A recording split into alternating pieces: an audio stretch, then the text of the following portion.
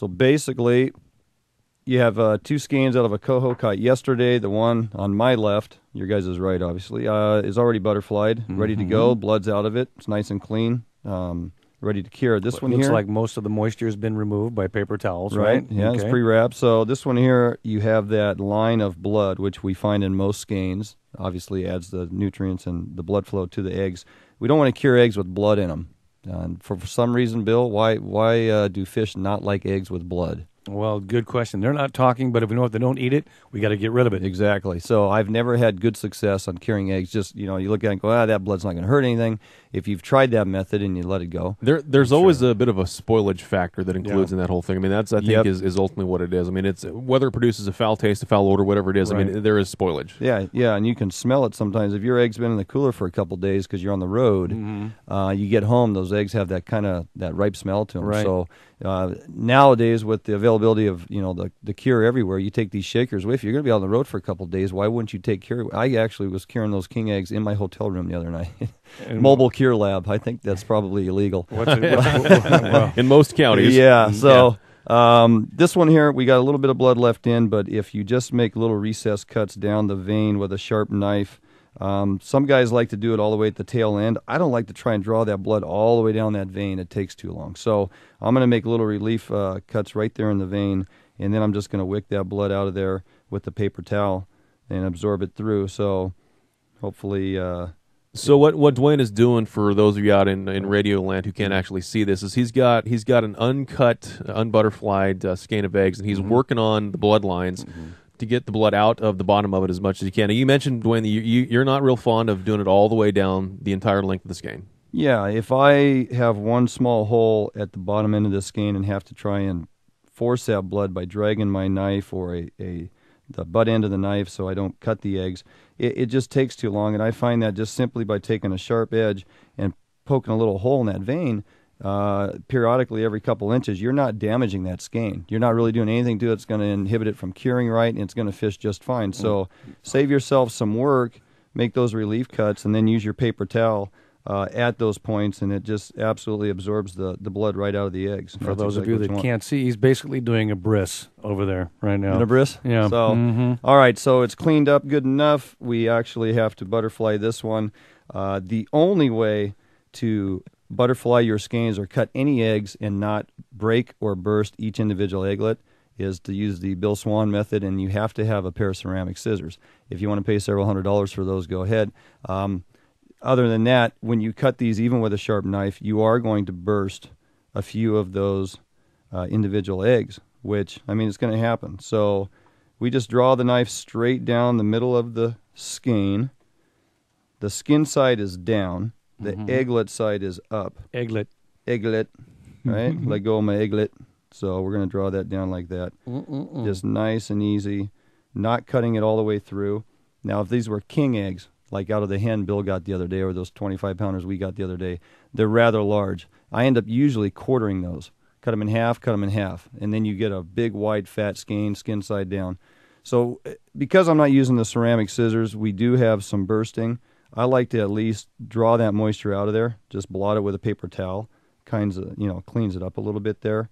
And if you look down the eggs, pretty much there's no blood anywhere. That's exactly what we want, right? So I would say these are ready to add cure. Okay. So now this is the commercial cure that Dwayne is going to use is Fire Cure from Potski. I believe you've got. Do you just have the two? Oh, you have two colors. You have pink and red. Yeah, we're talking. Yep, fall coho, fall chinook. This time of year, for the most part, I'm curing in red. And don't be afraid to use the dark red for steelhead as well. It's an excellent color in clear water for steelhead. But we're going to cure these coho eggs up for more fall fishing that's coming up in the next couple weeks once this rain lets up and these rivers drop. I always tell people when you open, this is not a fresh bottle because I've been using this, but when I open up a new bottle of Fire Cure, I'm going to save this little styrofoam gasket. Okay. This stuff is made to draw moisture. I mean, it draws in moisture. So it's like a desiccant, basically, in a jar. Yeah. And so if you throw this little guy out and leave this in your garage and don't cure eggs for about 3 weeks, this will come back and start becoming hard as a brick. This is the little seal that comes inside the lid that you have to break open for those out in radio land as well. So hang on to that. You're going to put that back on once you've opened it. So now, some guys like to take their skeins, Bill, and just put them in a plastic bag and start adding cure to them. And I talk to those people when we're doing the shows or whatnot, and they come up to the Potski booth, and they tell me that they do that process, and then they always question that their eggs are either way too gooey or they turn out, way too tough or too dry or what have you. I tell them the reason for that is you throw them skeins in the bag and just start dumping the cure in there. You really can't gauge how much you're dumping into the bag. It's tough to tell. I like to butterfly them out on paper towels so I can tell exactly how much I'm applying to the top of the egg. Okay, Right. So now we're just going to simply sprinkle some of this cure right on the egg. This comes in a 16-ounce shaker jar that is not unlike garlic salt or something like that. I mean, Yeah. so basically your application, Dwayne, is you're not being necessarily shy about that. I mean, you're not dumping a whole bunch of cure on there, but it's Right. not like you're Just being covering you're not necessarily being sparse either. No, Just like you're salting a steak, just like you're seasoning a steak. There you right? go. Pretty So close. as you apply this, you'll see the moisture reacts with the cure right away. You'll see that the cure begins to get wet, and you'll notice that the egg starts showing through the dry coating of cure that you just put on top of there, much like a steak would on your dry rub. So you just add a little bit more here to where I feel that it's covered the eggs amply, but not. I don't have big heaping piles on here. We're going to leave this sit here for a little bit, and the next step of this is going to be to get into the bag. Normally, how long would you leave those before you bagged them up? Immediately? Pretty much. I'm Okay. gonna put the cure on the front side, and I'm gonna come in here, gonna roll it around. I'm gonna add a little more cure to the back side, Okay. which we didn't do before. I'm gonna flip that one. So now we're putting cure on the back side as well. A little more juju. A little more there, and right there. I mean, I'm gonna pick those up, and I like to use the paper towel for all the reasons aforementioned. I mean, I can see how much cure I'm applying to it, and also it works great for. If I go and pick up each skein individually in my gloved hand, a lot of that cure rolls right off of it. Right. Here, I just simply lift it up with this paper towel, stick it in the bag. Okay, so lifting the eggs on the paper towel, Yeah. Yes. And then and all that transferring those Yes. to the bag. little shakedown, See. right? There's a little bit left on the paper towels, but not much. I haven't wasted a lot of cure that way. And now I can look in the top, and I still have some orange eggs showing. See, a Now I'm little gonna more add juju, a a little bit little more more. for Santa Claus, a little bit more for Santa Claus. So this is not like you would marinate a steak. You're not going to throw just a little bit on there and then manipulate it around to spread the cure over that way. You definitely want to apply Right. as much cure as you can directly to as much of the egg surface as you can get on there. Yeah. Cover them, but don't dump half a bottle Right, in there. right. Coat them nicely and see that they're covered, and you get the purple color to the egg versus still seeing a lot of orange egg in there. Now I have them in my Ziploc. Going to make sure that's sealed good and tight because these things will begin to juice up. But I can't just leave them sitting here like this. I need to actually massage these eggs or tumble them around. Notice I didn't squeeze all the air out of the bag. You need to have that space in there. If I squeeze all the air out of the bag and I try to tumble them around, there's no room. You'll break them that way. You'll break them and crush them. So we want to leave the air in the bag and just simply real gently start rolling this bag around, start rolling these eggs around, and you can see the juice already forming from the cure that's been sitting on here for a half an hour or so. And literally, to do it right, I mean, you could let them sit, but you're not going to get the quality of egg that you would if you actually take some time and cure your egg. So you need to tumble that bag around about every 10 minutes for the first couple hours, and it will produce more juice and more juice. And now you get the juice rolling around in the bag with the eggs as they juice up, and it's allowing the cure to get in and around and inside the eggs and on the skin and all throughout. The color of the egg at that stage is, and the best way that I can describe this is a ruby red. I mean, it is deep, dark red. How much will that change, if at all?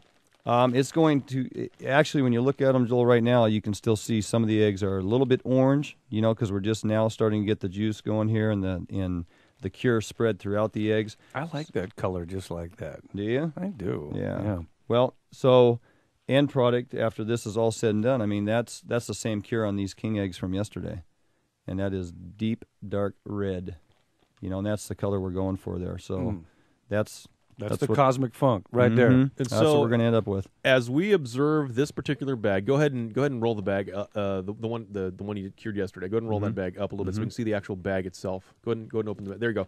Like this. All right. So now you've left in the bag that you just loaded the eggs onto. You said you've left some space in there, some air in there. Yep. That is definitely not the case in the bag that was fixed yesterday. Correct. You've got there's no air left in there. There's no air, and it's actually almost like vacuum sealed. How do you get all the air out of it like that?